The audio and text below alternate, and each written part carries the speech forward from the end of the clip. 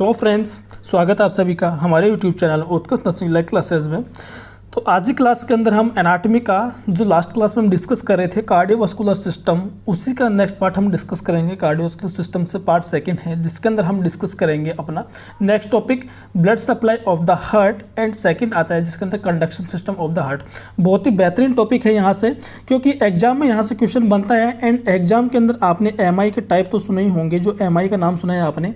इस एमआई के different types होते हैं जिसके अंदर आपको पता होता है कि इसके अंदर जैसे anterior wall of MI, lateral wall of MI, different types के हम इसके अंदर एमआई के टाइप्स पढ़ते हैं। तो इसी वजह से आपको ये समझ में आएंगे कि अगर ब्लड की जो हार्ट की ब्लड सप्लाई होती है, अगर आपको वो समझ आ जाएगी तो आपको ये टॉपिक भी अच्छे से समझ आ जाएगा।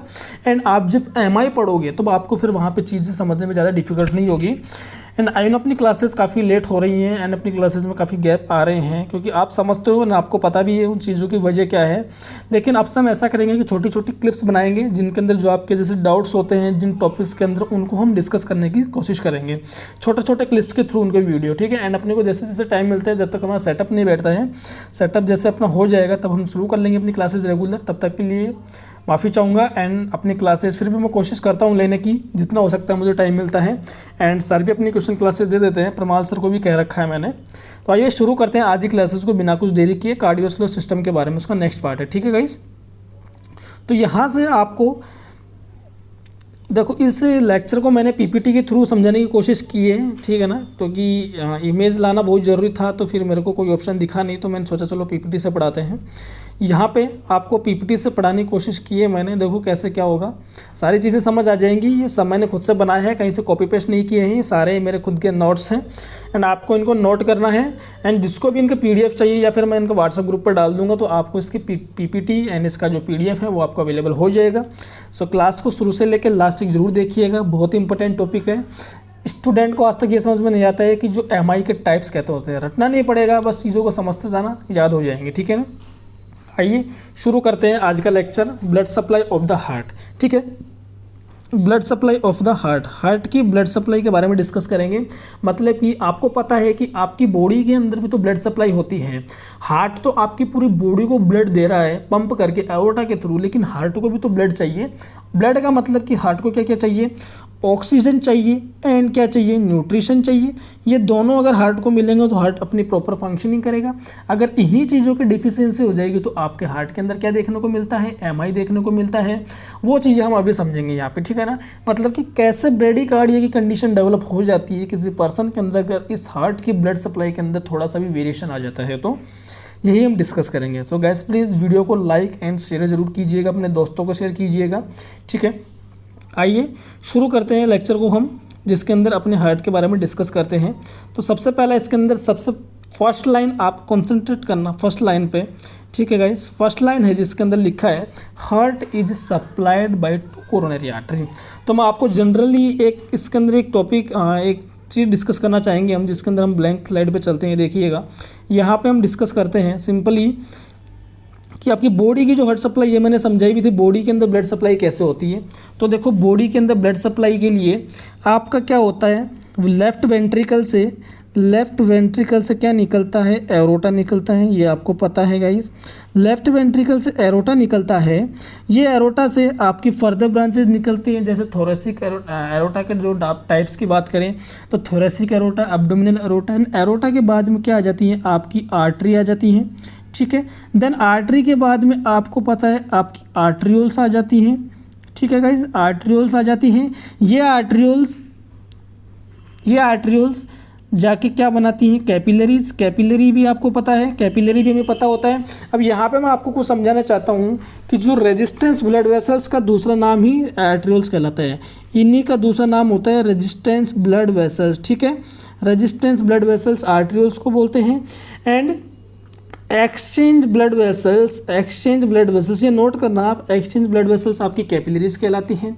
तो ये आप इंपॉर्टेंट की पॉइंट्स हैं, ये वाला एग्जाम में क्वेश्चन आता है यहाँ से, ये एंड ये दोनों इंपॉर्टेंट क्वेश्चन है, इनको मार्क कर लीजिएगा, ठीक है।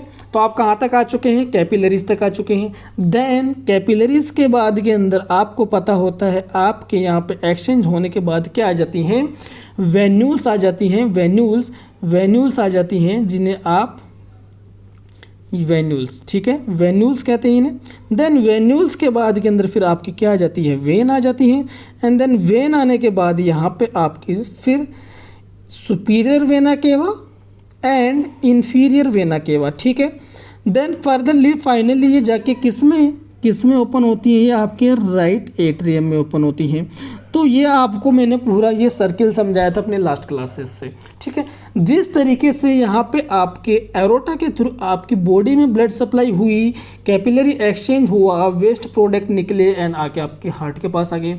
लेकिन भाई साहब कहीं ना कहीं आपके हार्ट को भी ब्लड सप्लाई होती है। तो सिंपली हार्ट को ब्लड सप्लाई कैसे हो रही है? सर बॉडी के अंदर तो हमारी आर्टरी होती है, वो ब्लड सप्लाई कर रही हैं, लेकिन हमारे हार्ट को ब्लड कौन देता है, ये भी आपको समझ में आना चाहिए, ठीक है ना गाइज। तो देखो यहाँ पे आपको सिंपली समझने के लिए आपको पता है, देखो इस स्लाइड के अंदर, इस स्लाइड में सिंपली मैंने मेंशन किया हुआ है, ध्यान से देखिएगा। Heart is supply bye 2 coronary artery, ठीक है। Heart is supply bye 2 coronary artery, जिसके अंदर फर्स्ट आती है आपकी right coronary artery and second आती है लेफ्ट कोरोनरी आर्टरी, ठीक है। देखिएगा right coronary artery and left coronary artery, मतलब कि कहीं ना कहीं हार्ट को 2 जो आपकी आर्टरी है, मेजर आर्टरी, वो ब्लड सप्लाई करती हैं। तो सर क्वेश्चन ये बनता है कि सर ये जो right coronary artery and left coronary artery होती हैं, ये प्रेजेंट कहाँ होती हैं एंड कहाँ से अराइज होती हैं? आइए इसको भी समझ लेते हैं, तो आपको सिंपली एंड बेसिक तरीके से समझ आ जाएगा। देखिएगा इसी में चलते हैं हम, ठीक है ना गाइस। तो यहाँ पे देखो मैं आपको समझाना चाहता हूँ, जो एरोटा होता है उसके कुछ क्लासीफाई, जो उसके जो फर्दर ब्रांचेज होती है एरोटा के बारे में आपको समझ में आना चाहिए। एरोटा क्या क्या होता है एंड एरोटा होता क्या है, कहाँ से ओरिजिन होता है। तो वही एरोटा भी मैंने समझाया था। ये एरोटा को अगर हम समझने की कोशिश करें तो ध्यान से देखना एरोटा के बारे में। ये ओके नाउ मैं आपके सामने मैंने कहा जो एरोटा होता है वो लेफ्ट वेंट्रिकल से निकलता है। लेफ्ट वेंट्रिकल से अगर ये एरोटा निकलेगा तो देखिएगा, इसको रेड स्लाइड में लेते हैं, ठीक है ना। रेड में तो आपको और भी अच्छे समझ आ जाएगा। ये लीजिए, ये मैंने एरोटा बनाया। ये मैंने एरोटा ऐसे ही क्यों बनाया, ये भी आप समझ गए होंगे कि एरोटा ऐसे ही क्यों बना रहा हूँ मैं, ठीक है गाइस। ये देखिए, अब आपको पता है ये आपके यहाँ से एरोटा, मतलब कि ये आपका क्या है, लेफ्ट वेंट्रिकल है। यहाँ से आपका एरोटा निकला, एरोटा निकला तो इस आपके एरोटा के 3 फर्दर पार्ट होते हैं। इसको आप कहते हो असेंडिंग एरोटा, इससे आप कहते हो असेंडिंग एरोटा, इससे आप कहते हो आर्च ऑफ एरोटा, इससे आप कहते हो डिसेंडिंग एरोटा, ठीक है गाइस। ये 3 फर्दर ब्रांचेज होती हैं। अब आपको पता होता है जो एरोटा होता है इसके सेकंड पार्ट, जो इसके आर्च ऑफ एरोटा होता है, वहाँ से 3 कॉमन ब्रांचेस डिवाइड हो जाती हैं, जिसमें पहला निकलता है ब्रेकियोसेफेलिक ट्रंक, ठीक है गाइस। ब्रेकियोसेफेलिक ट्रंक जो आगे फर्दर डिवाइड होता है किसके अंदर, right common carotid artery, right common carotid artery, right subclavian artery. मतलब कि ये ब्रेकियोसेफेलिक ट्रंक है, ये फर्दर क्लासीफाई होगा तो क्या क्या 2 ब्रांचेस कौन सी होंगी, right common carotid artery and right subclavian artery. And यहाँ से आपके निकलती है लेफ्ट कॉमन कैरोटिड आर्टरी, ठीक है। ये क्लासिफिकेशन यहाँ पे कंफ्यूज होता है इस वाले पे, तो इसको ध्यान रखना। देन एक और ब्रांच निकलती है जिससे आप कहते हो लेफ्ट सबक्लेवियन आर्टरी, ठीक है। तो सिंपली आपको यहाँ पे बात समझ में आ चुकी है, ये एरोटा का क्लासिफिकेशन है। लेकिन इम्पोर्टेंट कॉन्सेंट्रेट कीजिएगा, at the beginning of aorta, एक लाइन बोल रहा हूँ जिसको ध्यान से सुनना, at the beginning of aorta, at the beginning of ascending aorta, line पर कॉन्सेंट्रेट करना। देयर आर डायलेशन, मतलब कि यहाँ पे कुछ डायलेशन प्रेजेंट होते हैं गाइस, ध्यान से सुनिएगा। कुछ डायलेशन प्रेजेंट होते हैं, ठीक है। कुछ डायलेशन प्रेजेंट होते हैं जिन्हें आप नाम देते हो साइनस, जिन्हें आप नाम देते हो साइनस, ठीक है। कॉन्सेंट्रेट करना इन बात पे, इनका नाम क्या दिया आपने, साइनस। मतलब कि मैं ये कहना चाहता हूँ जहाँ से आपका असेंडिंग एरोटा स्टार्ट होता है वहाँ पे कुछ डायलेशन प्रेजेंट होते हैं जिनको आप नाम देते हो साइनस। देखो थोड़ा सा मुश्किल होता है, एक तो कोई बंदा फेशियल एक्सप्रेशन दिख रहा हो उसको तब समझ में आए, एक ओनली स्क्रीन पर समझें। प्लीज़ थोड़ा सा मैनेज कीजिएगा, लेकिन सारी बातें लिखी हुई हैं आपको मैं समझा रहा हूँ, कॉन्सेंट्रेट करना वॉइस पे। असेंडिंग एरोटा की जहाँ से शुरुआत होती है वहाँ पे कुछ डायलेशन प्रेजेंट होते हैं जिन्हें आप नाम देते हो साइनस। ठीक है, ये जो साइनस होते हैं ये दोनों साइड प्रेजेंट होते हैं। ठीक है, ये जो साइनस होते हैं दोनों साइड प्रेजेंट होते हैं। देखो इसको हम थोड़ा सा और समझने की कोशिश करते हैं। ठीक है, ओनली सिंपली हम एरोटा का डायग्राम ड्रॉ करते हैं यहाँ पे, फिर आपको और भी चीज़ें समझ में आ जाएंगी। ठीक है ना, तो देखिएगा एरोटा का डायग्राम है, ओनली एरोटा। ओके,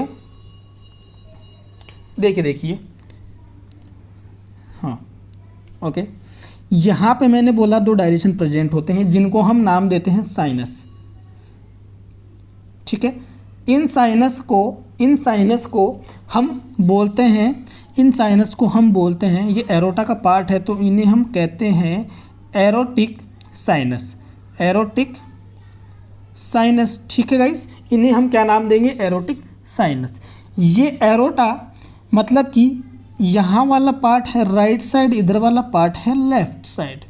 तो लेफ्ट वाले को हम बोलेंगे, राइट वाले को हम बोलेंगे राइट एरोटिक साइनस, और लेफ्ट वाले को बोलेंगे लेफ्ट एरोटिक साइनस।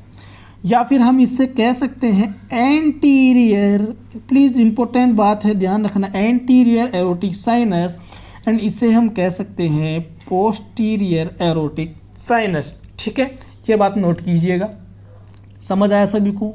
इसको हमने राइट बोला या एंटीरियर बोल सकते हैं, इसको हमने लेफ्ट बोला या पोस्टीरियर बोल सकते हैं।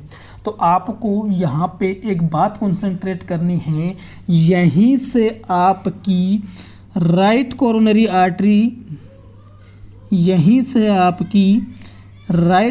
आर्टरी निकलती है राइट एरोटिक साइनस से, एंड लेफ्ट एरोटिक साइनस से आपकी निकलती है लेफ्ट कोरोनरी आर्टरी। आ गया सभी को समझ में? ये कॉन्सेप्ट समझाने के लिए मैंने आपको इतना कुछ समझाया है। तो आपसे एग्जामिनर क्वेश्चन पूछ ले सिंपल सा कि राइट कोरोनरी आर्टरी कहाँ से निकलती है, तो आप क्या बोलोगे, राइट एरोटिक साइनस या फिर एंटीरियर एरोटिक साइनस, और लेफ्ट कोरोनरी आर्टरी ओरिजिनेट होती है पोस्टीरियर या फिर लेफ्ट एरोटिक साइनस। तो ये आपको समझ में आ गया, सिंपल सा बात है, कोई ज़्यादा कन्फ्यूजन होने वाला नहीं है, सिंपली तरीके से मैंने समझाया है। आइए बैक स्लाइड पे चलते हैं। ठीक है गाइस, आइए देखते हैं। देखो यहाँ पे, तो यहाँ पे बात लिखी हुई है, heart is supplied by two coronary artery, right coronary artery and left coronary artery. Clear यहाँ तक? Heart is received about 4 to 5% of total cardiac output. इस बात को ध्यान से सुनना, ये बहुत इंपॉर्टेंट लाइन है इसके अंदर कि heart is received about 4 to 5% of total cardiac output. कैसे निकालते हैं, आइए सुनो, ध्यान से सुनो कैसे निकालते हैं। मान लीजिए किसी पर्सन का बॉडी वेट है 70 kg। ठीक है, 5% मान के चलो। ठीक है, तो किसी पर्सन का total heart is received about 4 to 5% of total cardiac output.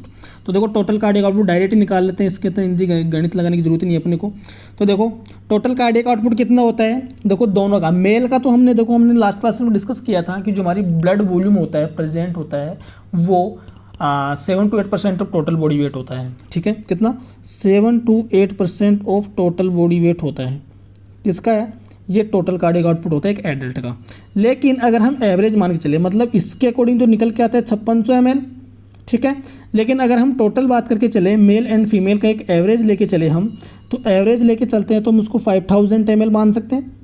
ठीक है, 5000 ml मान सकते हैं। तो देखिएगा टोटल कार्डियक आउटपुट मतलब कि एक कार्डियक साइकिल, मतलब कि 1 मिनट के अंदर, मुझे बताइए जनाब, 1 मिनट के अंदर आपका कितना कार्डियक आउटपुट है, आपका 5 लीटर ब्लड निकल रहा है। ठीक है ना, तो 5 मतलब कि 5000 का, तो अब देखो, तो यहाँ पे उसी 5000 का 4 to 5% निकाला जा रहा है टोटल कार्डियक आउटपुट, जो कितना निकल के आता है 200 से 250 ml। मतलब कि उस 5000 ml ब्लड में से 200 से 250 ml ब्लड है वो आपके हार्ट को जाता है। ये बात है इसकी टोटल। तो आपसे एग्जामिनर क्वेश्चन करता है, तभी तो इसको रेड में मार्क किया हुआ है कि हार्ट को टोटल कितनी ब्लड सप्लाई होती है 1 मिनट के अंदर। तो आप कीजिएगा 200 से 250 ml। परसेंटेज में पूछ ले तो आप कीजिएगा सिंपली आंसर 4 to 5%। पूछा हुआ क्वेश्चन आ चुका है, ठीक है। देन नेक्स्ट पॉइंट आता है, heart is the first organ to received the blood pump out by heart itself during diastole.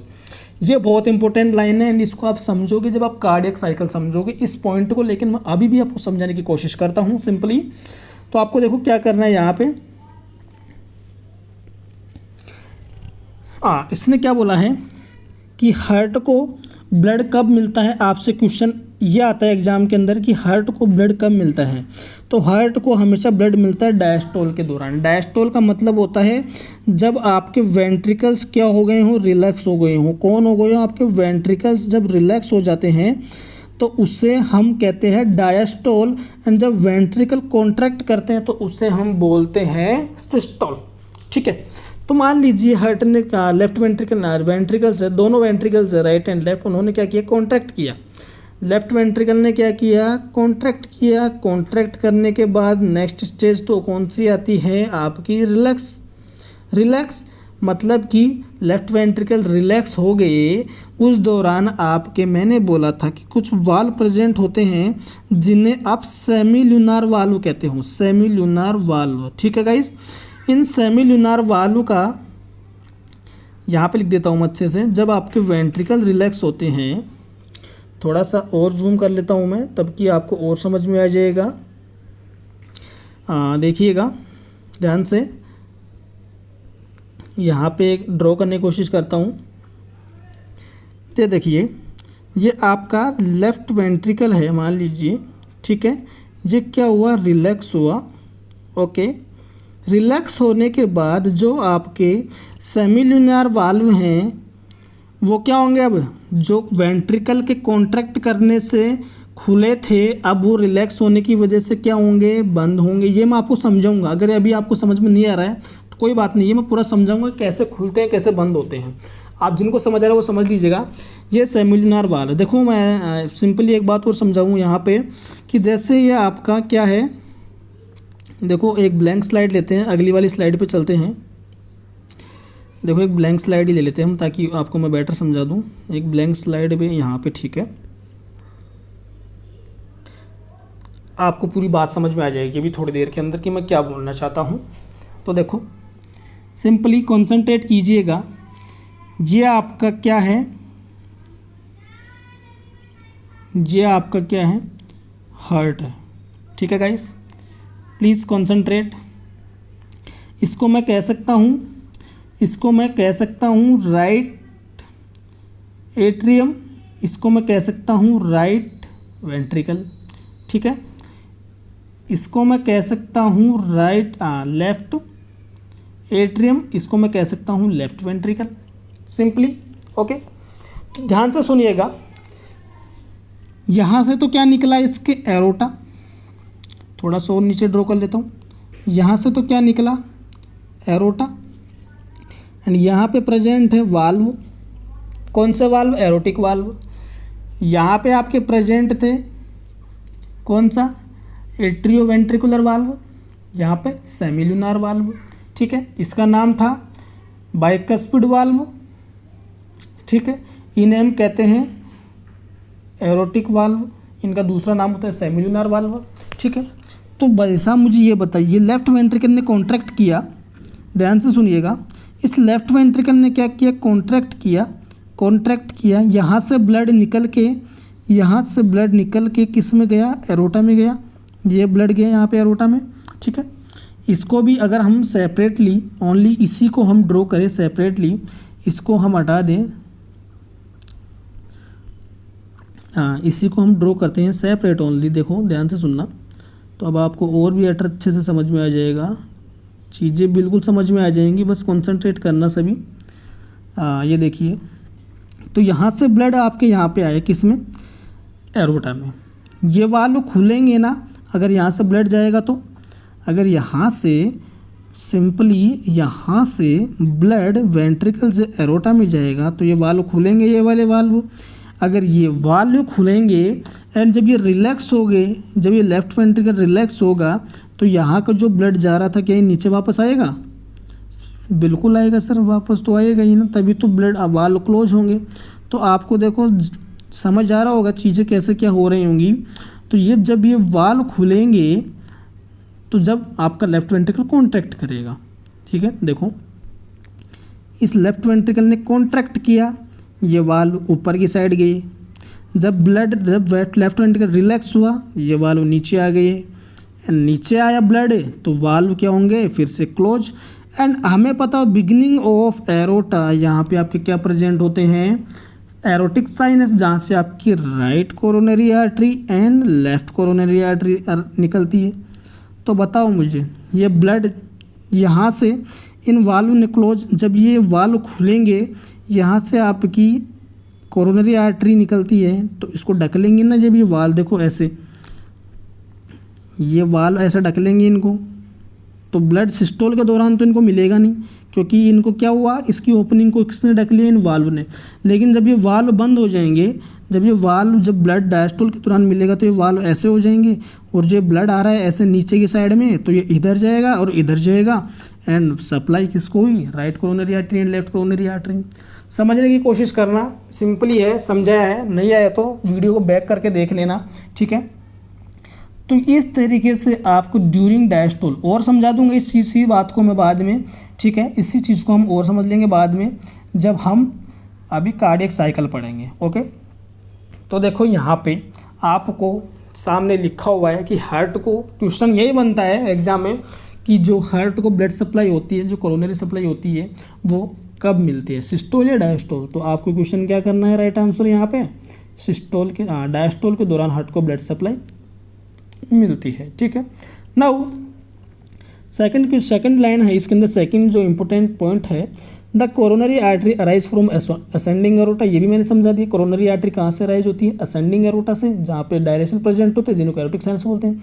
Right coronary artery arise from anterior aortic sinus, समझ में आया। ये देखो यहाँ से, ये आपकी कौन सी राइट कोरोनरी आर्टरी, ये देखिए यहाँ से निकल रही है, ये आपका एरोटा हो गया, ये आपका एरोटा हो गया, ये इसका पोस्टीरियर पार्ट, ये इसका एंटीरियर पार्ट, ये एंटीरियर एंड ये पोस्टीरियर। यहाँ से आपकी राइट कोरोनरी आर्टरी एंड यहाँ से आपकी इस वाले पार्ट से, इससे बनाते हैं, इस वाले पार्ट से आपकी लेफ्ट कोरोनरी आर्टरी। तो यहाँ से लेफ्ट कोरोनरी आर्टरी एंड यहाँ से राइट कोरोनरी आर्टरी। समझ आया सभी को। तो right coronary artery arise from anterior aortic sinus. Simply यही क्वेश्चन आता है एग्जाम के अंदर। अब इसकी नेक्स्ट स्लाइड है, यहाँ तक सभी को समझ आया होगा। ये देखो, इसके अंदर थोड़ा सा और समझने की कोशिश करते हैं। डायग्राम है आपके सामने, ड्रॉ किया हुआ है एंड ये मैंने गूगल से लिया है, ठीक है। तो यहाँ पे आपको मैं समझाने की कोशिश करता हूँ।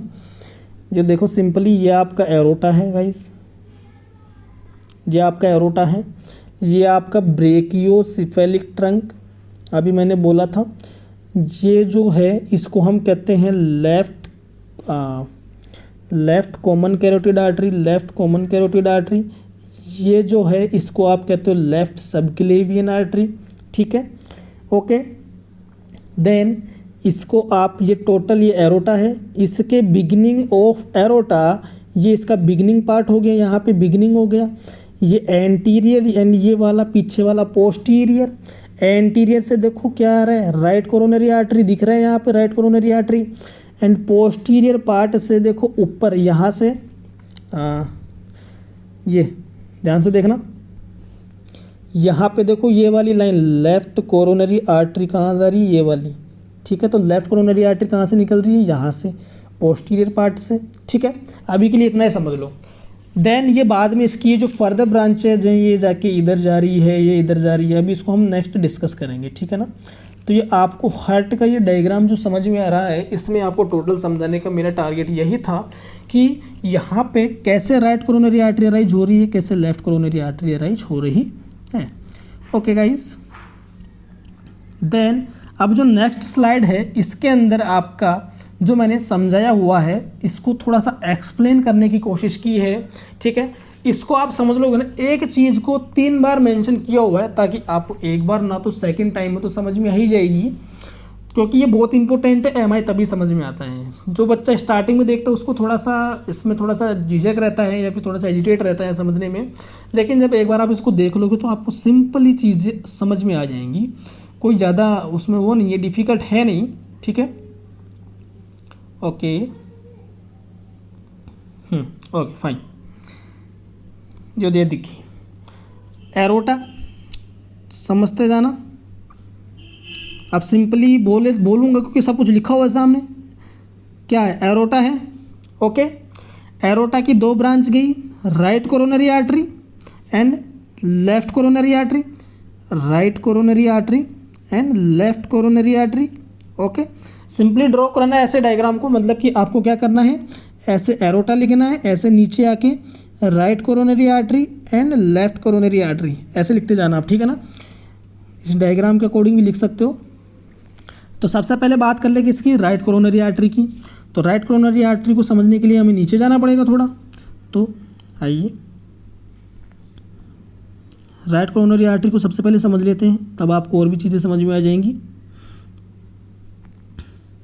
देखना, राइट कोरोनरी आर्टरी की फर्दर ब्रांच, एग्जाम में क्वेश्चन आता है कि राइट कोरोनरी आर्टरी किस किस को ब्लड सप्लाई देती है। राइट कोरोनरी आर्टरी होती है जो आपके हार्ट में किस किस को ब्लड सप्लाई देती है, कौन सी पार्ट को ब्लड सप्लाई करती है। तो आप ध्यान से सुनिएगा, राइट कोरोनरी आर्टरी रटना भी नहीं पड़ेगा, या फिर चीज़ें को आप समझ लीजिए या फिर रट लीजिए। रटना भी ईजी हो जाएगा, ये वाला लेक्चर बहुत रटने वाला भी हो जाएगा क्योंकि ईजी है, समझाऊंगा कैसे।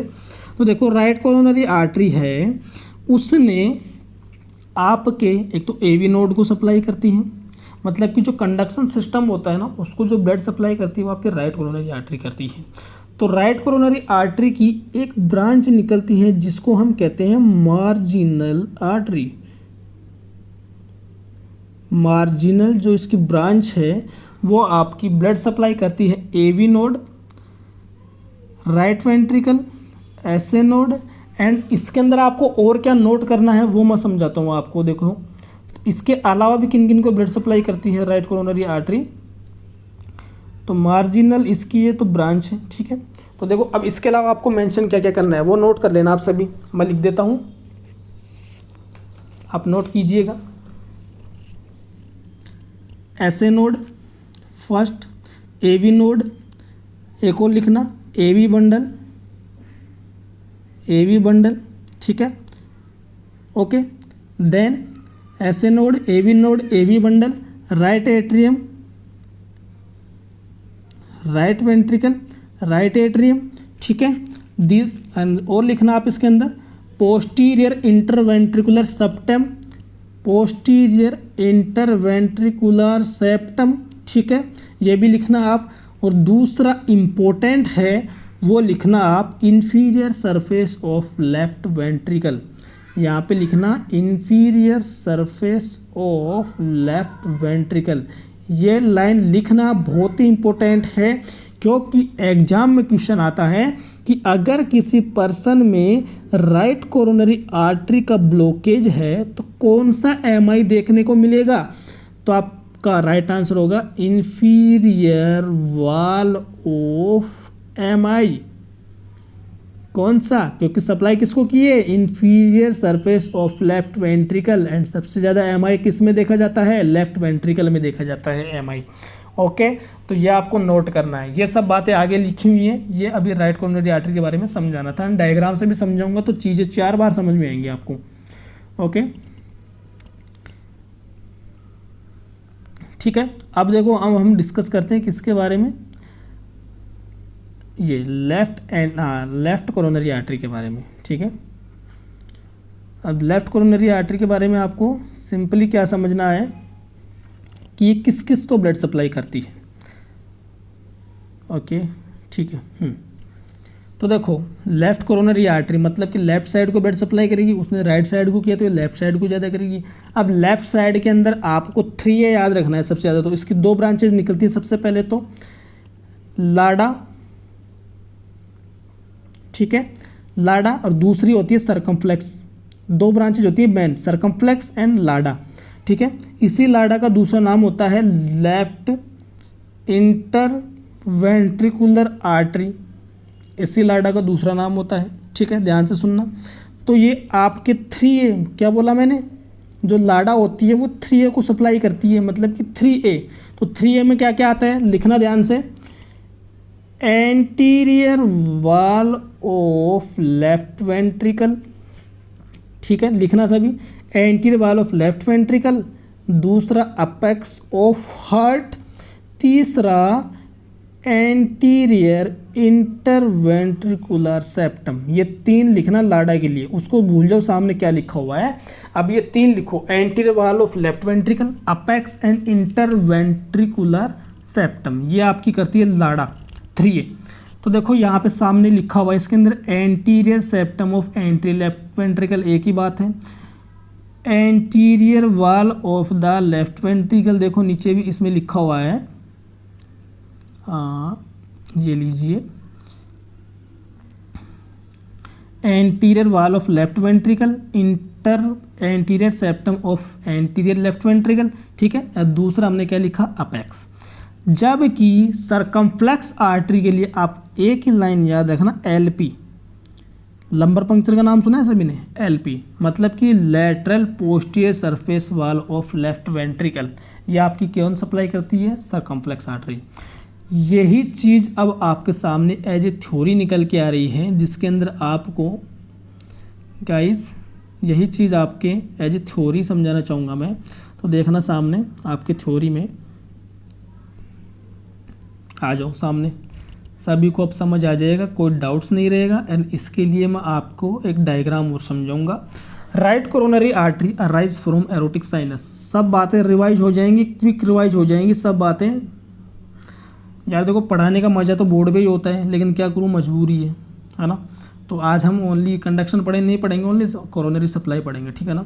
तो अभी क्योंकि लेक्चर ज़्यादा लंबा हो जाएगा। Right coronary artery arise from the right aortic sinus, ठीक है। Then right coronary also known as posterior descending artery, ये भी लिखना आप। सप्लाई किस किस को करती है राइट कोरोनरी आर्टरी, तो जनरली याद रखना आप, जो राइट साइड का जो पार्ट होता है ना, वो सप्लाई होता है राइट कोरोनरी आर्टरी के थ्रू। तो देखो, right atrium, right ventricle, SA node, AV bundle, जितना भी आपका कंडक्शन सिस्टम होता है वो आपका राइट कोरोनरी आर्टरी सप्लाई करती है, ठीक है। दोनों याद रह जाएंगे, conduction system and right side का पार्ट हो गया। दूसरा आता है inferior surface of left ventricle, ये थोड़ा ध्यान रखने वाली बात है, ठीक है ना। एंड अरे एक यहाँ से एक इंपॉर्टेंट क्वेश्चन ये बनता है, पहले ये समझाता हूँ, पोस्टीरियर इंटरवेंट्रिकुलर सेप्टम। ये पोस्टीरियर जो सेप्टम होता है ना, क्योंकि एंटीरियर को तो करती है right coronary artery, left coronary artery, जबकि पोस्टीरियर में करती है आपकी राइट कोरोनरी आर्टरी। अब यहाँ से एक इंपॉर्टेंट क्वेश्चन ये बनता है कि अगर किसी पर्सन के अंदर राइट कोरोनरी आर्टरी का ब्लॉकेज हो जाता है तो क्या देखने को मिलेगा, ट्रैकीकार्डिया देखने को मिलेगा या ब्रेडीकार्डिया। तो बताओ मुझे यार, कंडक्शन सिस्टम मतलब कि हार्ट को जो पंप मतलब कि जो हार्ट के इम्पल्स देता है, ऐसे नोड मैन पेसमेकर होता है, वही ब्लॉक हो गया तो क्या उसके अंदर ट्रैकीकार्डिया देखोगे आप, नहीं ना। तो आप क्या करोगे यहाँ पे, ब्रेडीकार्डिया। ये क्वेश्चन आता है एग्जाम के अंदर बहुत बार, ठीक है ना। एंड ट्रिकी क्वेश्चन है एंड थोड़ा सा कॉन्सेप्ट वाला है, तो स्टूडेंट का गलत भी हो जाता है। तो ये आपको ध्यान रखना है, स्क्रीनशॉट ले लीजिए, PDF में मिल जाएगी, ओके। देन अब इस राइट कोरोनरी आर्टरी का, चलो मैं अभी आपको यहीं पे समझा देता हूँ, राइट कोरोनरी आर्टरी की ब्लड सप्लाई किस किस को जाती है एंड कैसे जाती है। तो देखो अभी आपको समझ आएगा। डायग्राम और है केस में, नहीं यही है, चलो इसी से समझ लेंगे। यहाँ से क्या निकली आपकी, यहाँ से क्या निकली आपकी, ये कौन सी है, राइट कोरोनरी आर्टरी है, ओके, राइट कोरोनरी आर्टरी। तो एंड आपको पता है ये वाला पार्ट क्या कौन सा है, राइट वाला, ये वाला पार्ट कौन सा है, लेफ्ट वाला। तो राइट कोरोनरी आर्टरी कहाँ से निकली, एंटीरियर पार्ट से।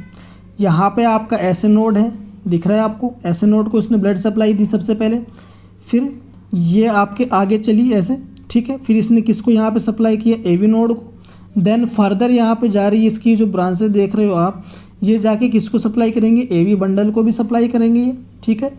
देन इसके बाद में यहाँ पे इसकी एक ब्रांच निकल गई, जिसको आपने क्या बोला, मार्जिनल ब्रांच, ओके ओके। फिर ये जो आपको यहाँ पे दिख रही है ना, ये ऐसे ऐसे पे देखो, ये पीछे जाके ये यहाँ से पीछे गई इस तरीके से, ये वाली दिख रही है, ये वाली ये पीछे गई ना, इसके ये पोस्टीरियर जा रही है। ये जो इसको डॉट डॉट से दिखाया गया है ना, ये पीछे जा रही है, तो ये पोस्टीरियर सरफेस आ गया पीछे। तो एंड हमने बोला था posterior interventricular septum supplied by कौन सी, राइट कोरोनरी आर्टरी। तो ये पीछे गई ना, इसलिए तो इसने सप्लाई किया। And supply inferior surface of left ventricle, and ये जो ब्रांच आ रही है ये लेफ्ट वेंट्रिकल के पास से तो आ रही है, तो इंफीरियर सरफेस को किसने सप्लाई दी, लेफ्ट वेंट्रिकल को, राइट कोरोनरी आर्टरी। तो हो गया ना आपका सारे कंप्लीट, ठीक है ना। अब जाके देखना इसको, अब आपको समझ में आएगा कि कैसे इसने ब्लड सप्लाई की, क्योंकि राइट साइड से ओरिजिनेट हो रही है, ये इसकी ब्रांचेज जा रही हैं इस तरीके से। ओके, अब यह आपको यहाँ तक क्लियर है गाइस, ठीक है ना।